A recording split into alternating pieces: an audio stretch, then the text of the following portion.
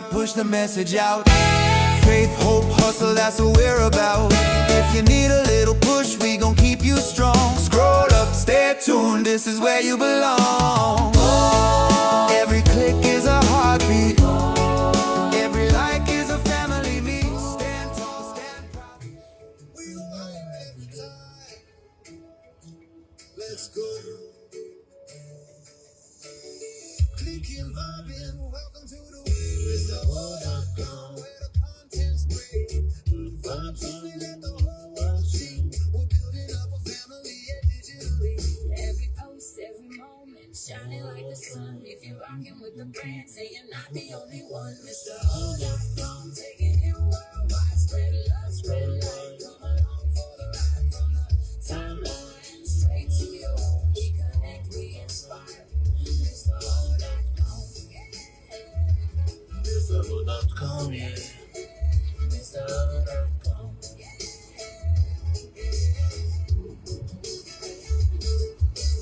New day, new drop, push the message out. Faith, hope, hustle, that's what we're about. If you need a little push, we gon' keep you strong. Scroll up, stay tuned, this is where you belong. Every click is a heartbeat. Every like is a family meet. Stand tall, stand proud, stand on. We rise together with Mr. O.com, taking it worldwide. Spread love, spread light. Come along for the ride from the timeline straight to your home. We connect, we inspire. Mr. O.com, yeah. Mr. O.com. Yeah. Mr. O.com, yeah. Good morning to everyone. Good morning, good morning. If you are here, yes, this is yours truly, Mr. O.com. I'm just vibing to my own theme song. It's nice. I mean, the song is just too nice. So I'm just vibing to it, okay? So don't fault me. Yeah, good morning.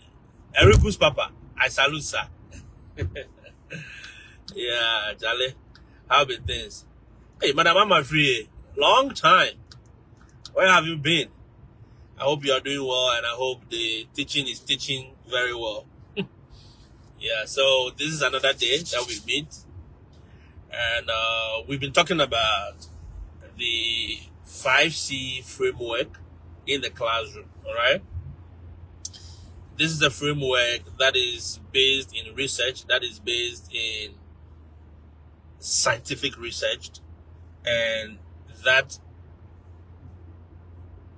helps learners in a very unique way. If you, the facilitator or the teacher, you practice it well or you implement it well in your class, all right?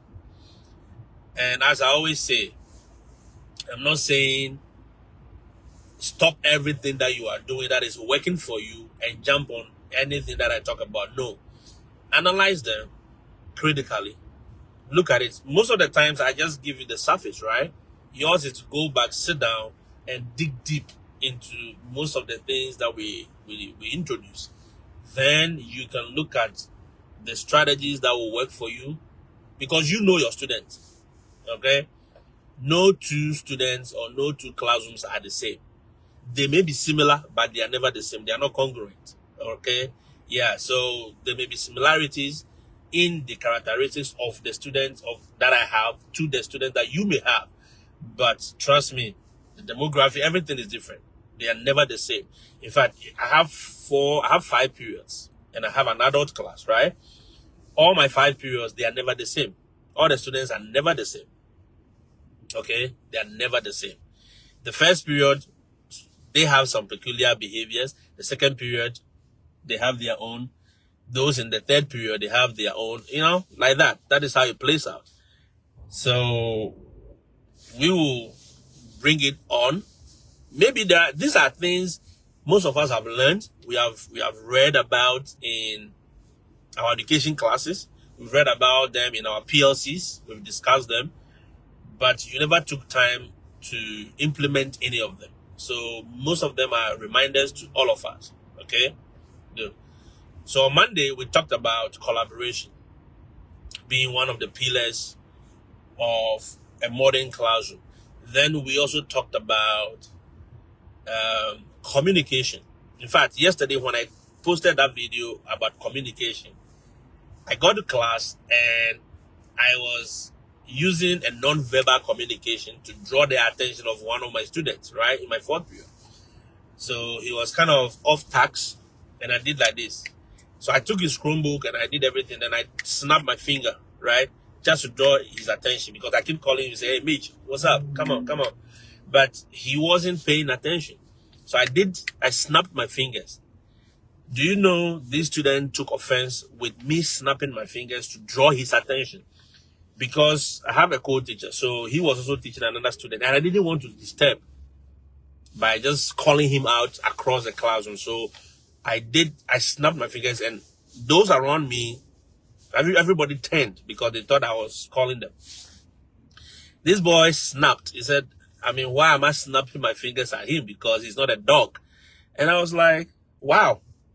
And everyone was laughing because it wasn't in that context, right? But you see how he interpreted it. He interpreted it differently.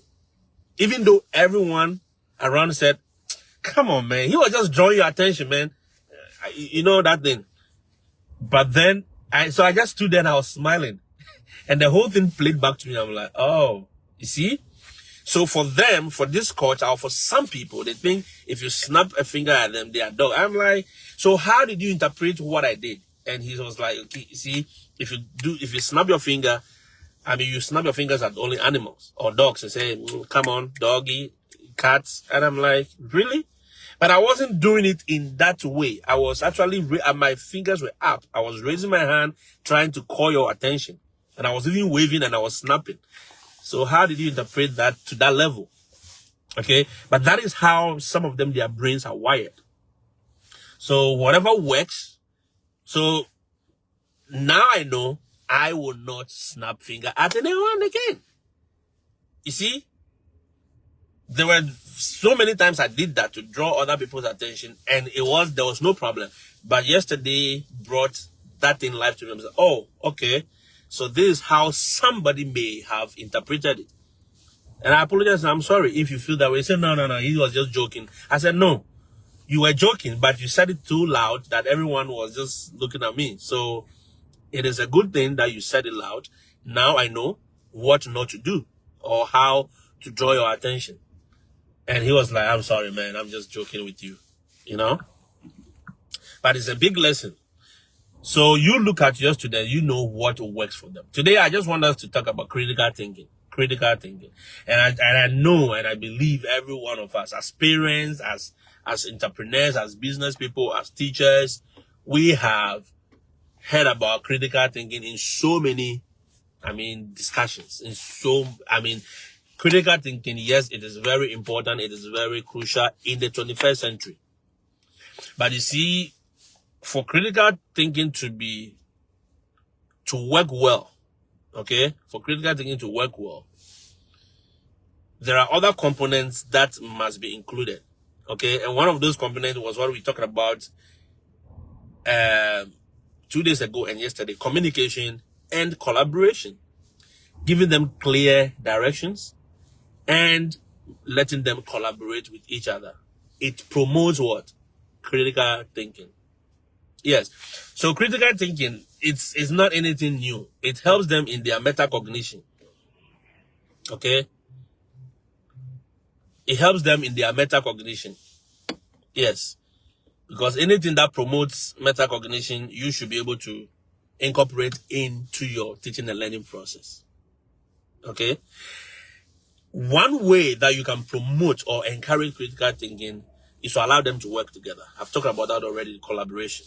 Number 2, moving away from the normal of how and what questions style to actually giving them open-ended questions, probing questions, questions that will make them think, questions that will bring the best out of them. So you are a science teacher. And in fact, as at now, I can still confidently draw or sketch the digestive system that Mr. Boabin taught us when I was in GSS. That is the middle school, when I was in middle school in Ghana. I can still vividly sit down and draw that digestive system and indicate the most important parts. Okay? Yes. Because this man will let us draw, and he likes nice drawings. Though. He doesn't like any Saskatchewan drawing that you bring. He likes very beautiful drawings, neat, free hands and all that. And we'll draw the hibiscus flowers and name it. The petals, the stem, the flowers, I mean, all those things. Then we'll draw what? We did a lot of drawing, the skeletal structure, the skeleton, and name it. The femur, the whatever, the chin. Oh, we name all those things. The metatarsals and tarsals and all those things. But I could still do the digestive system because it was one of my nemesis. It was like, how do I even say it? Like a bell hanging around my neck. I tried and I got that thing right. So it never left me. Indicating the esophagus, the trunk is the main thing. The mouth, indicating the esophagus, going through the stomach, right? Draw the stomach very nicely, beautifully. Because this man could come to class and just do a line and start drawing, and by the time you watch it, oh, the thing is looking like a human being on the board. So I learned it, indicating the big intestines and the small intestines, and also showing the rectum. Now, in this modern day, if you want to incorporate critical thinking into your learning and teaching process, what you may want to do is for them to explain the process that a food goes through when you eat, from the first time you put the food in your mouth till it becomes a waste product. That is one of the ways you can get them to critically think about the digestive system instead of just letting them draw. Okay, instead of just letting them draw, you can actually let them explain it. Or you can say, write a story or tell me a story or the journey of a food, maybe a carbohydrate, from the time you put it in your mouth till the time it becomes a waste product. By the time they finish describing and telling you that story and writing about it, they have explained the digestive system. In fact, they have drawn it, literally, virtually in their mind, they have drawn it. Because the digestion starts from the mouth, right? From the time it hits your tongue, mixes with the saliva, it goes to the esophagus, and peristalsis movement makes it go inside. And by the time it gets to your stomach, the acid is added, the digestive enzymes are added. This happens, and the nutrients are absorbed into the big and the small intestines. The ones that are not of any nutrient passes through the big intestine as what? As a waste product, blah, blah, blah, and it becomes this. And even the waste product can also be used for other things because it is not waste. It can serve as a fertilizer, it can serve as this, it can serve as food for other organisms in the ecosystem. So by the time the child writes this, his mind has processed this whole thing already. Is that okay? Instead of just letting them say, write what is digestion? What is? Foster critical thinking by doing some of these things. The list is not exhaustive. Another thing you can also do is to let them write, explain their thought process, which I talked about. And that forms the whole basis of these 5C's, the metacognition. Metacognition. It is explaining their thought process, okay? Analyzing their own thinking process. Let them write about something they've done. I'm a math teacher, so I can let them write a reflection on how they solve a particular question. And by the time they finish writing, they should be able to explain. And I told you, most of the questions we give them nowadays, few of them will ask them to solve a particular question and give a specific answer. But most of the questions are going to be asking you, explain your mathematical reasoning, find the equation of the line, but explain how you got the equation. They are not interested in you getting, so the equation, I can just write it. I don't need to solve it for you to see. But in writing how I got the equation, I have explained myself. I have shown you what happened. That's it. So I can say the equation is y equals to 2x plus 5, right? But before I got y equals to 2x plus 5, I had to first find the slope, or find the gradient.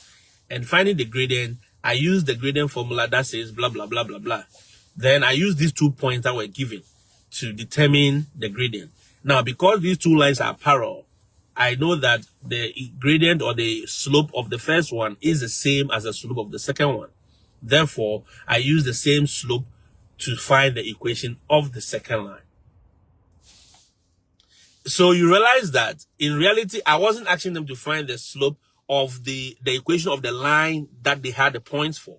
They were actually using that information to determine the equation of another line that is parallel to the first line that you gave them. So it's kind of bringing the best out of them.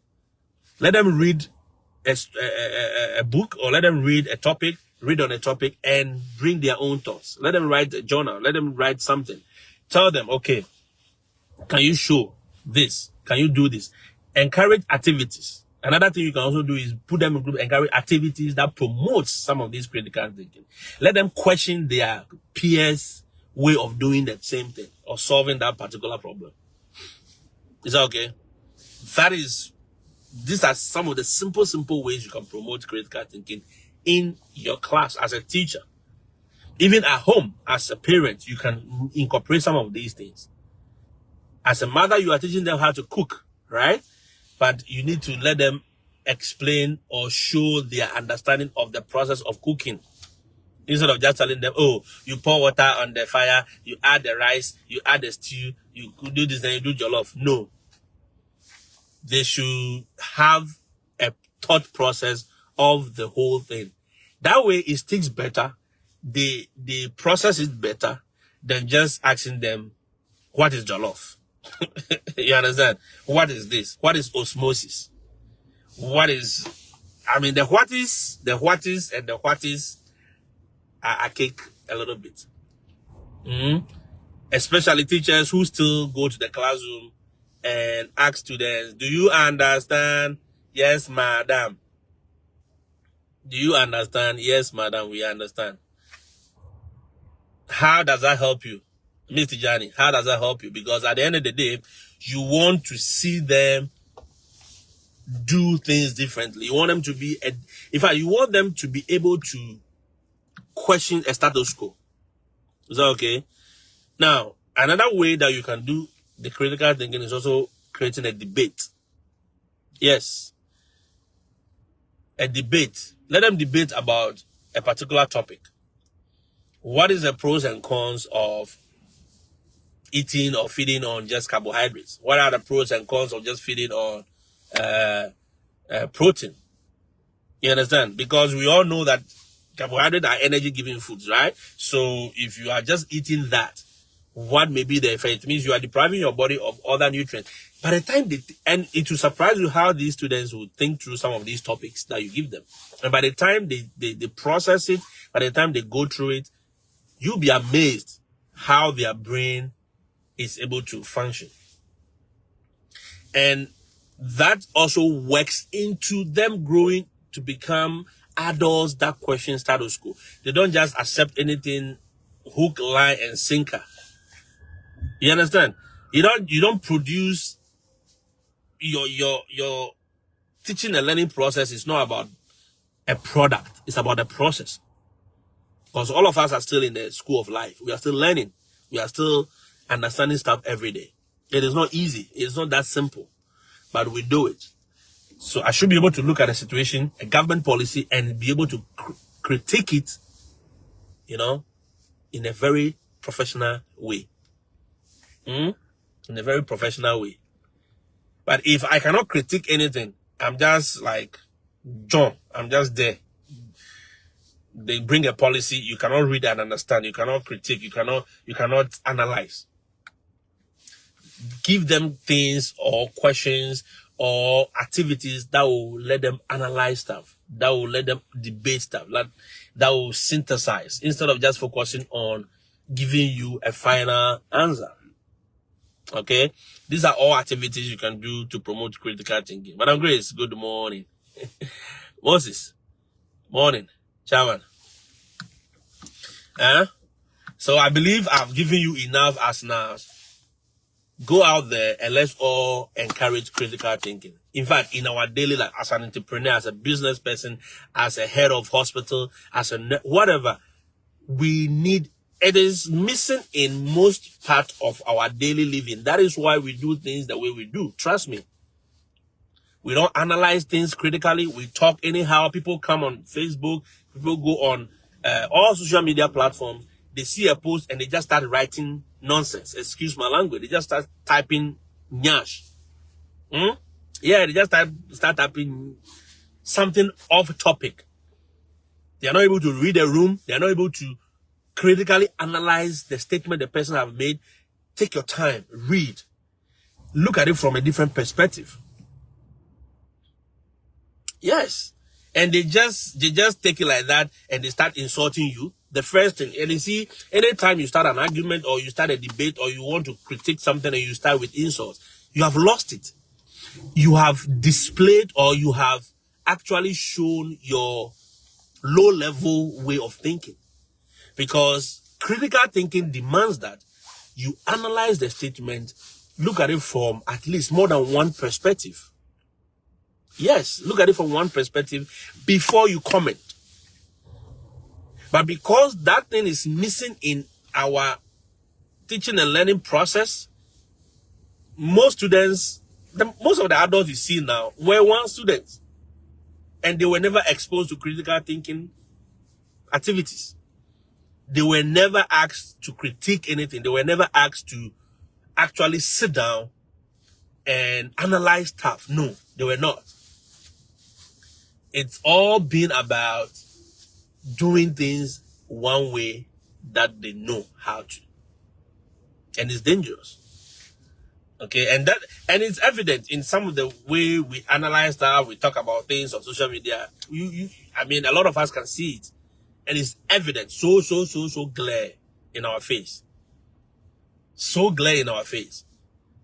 That you see grown-up adults who claim they have PhDs and because PhD is supposed to open your mind. I told you PhD is nothing. It's supposed to open your mind to a certain level. Because you did the research. It took time for you to do a research. To be able to do a research successfully, you need to have a serious level of critical thinking ability to be able to do professional, scientific-based research. Yeah. To carry out. So after doing that and you still hold yourself and your argument level, your way of talking about stuff is still mediocre, then it's a problem. We see it in our leadership because critical thinking is missing in our daily classroom. That is why I'm saying that let us all take it upon ourselves as teachers. I am included. It is not very simple because these are not things that will make our job so easy. But as you incorporate these things, it helps. Okay, let them write. I mean, we have mathematical histories. There are times, those days I used to teach mathematical histories. We talk about, so how Einstein did this, how Newton brought about this, what happened, this particular topic was brought about in Egypt and whatever. The concept of geometry was developed in Egypt. Okay, so this and this. Mathematical history also helps. Right? So I'm a math teacher. That's why I'm using that. And there were times that we talk about these things and I asked them to just tell me what they know about some of these mathematical characters.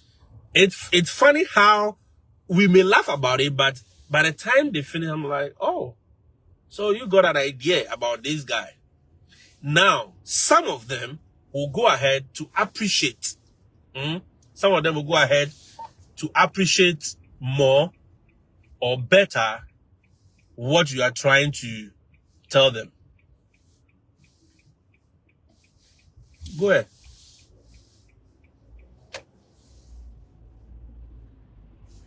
Gosh. So sorry. Be an accident. They may go ahead to appreciate some of these things. So it is important we incorporate these things into our teaching and learning process. So as a teacher, please, no matter how small, how young, how old the class is, make sure you are doing some of this little bit. The young ones, especially the elementary students, Their brains work like Mississippi. Their brains are big. You can ask them a question and the answers they'll give you. You'll be like, where did you get those, or where did you hear these things? Oh, madam, I watched it on the TV. Yeah. Their brains work in a different way. They are wired in a different way. So we can start with the critical thinking from the elementary level all the way to the universities. Because our universities are not even teaching critical thinking. So people come out, they are not able to analyze, they are not able to read, they are not able to understand. There are people who send me fake scam websites, scam documents that have told them that they have been given job offers in America here. And I said, listen, critically look at everything. Read word by word. Look at the grammar, look at the structure. Go back and put two and two together. Check the name of this person. Go to the normal Google and say, okay, this school, they said the principal name is Mr. Ogbogo. Mr. Ogbogo. And I go back to the Google and I said, is Mr. Ogbogo the principal of this school in America? And it brings the fact out that Mr. Ogbogo or Mr. Ogbogo is not the principal, but rather is Miss Tijani, who is the principal of this school. But yet the letter they gave you says something else. You know, these are just simple ways, but there are deeper ones that you can incorporate so that you ask the critical questions, you ask the right questions, so you don't get scammed, you don't get into trouble. It is important we do that. Okay, I'll leave it here, and I hope, yes, I know my video was buffering, but I hope you'll be able to watch it later when I put it on YouTube, and it will string together very well. I appreciate your time. For everyone that engaged on me with the live, I will see you in the next one. Have a blessed and a wonderful day. It's midweek, Wednesday. 2 days to the end of the week. It is wonderful. It is good. And I'll see you guys in the next one. Have a wonderful and a blessed day. Let's listen to the song a little bit. My wonderful song. Yeah. Adios.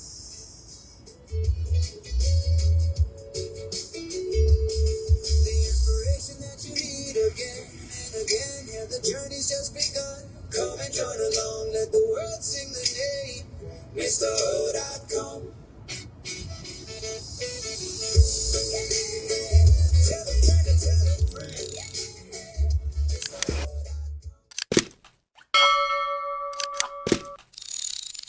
friend.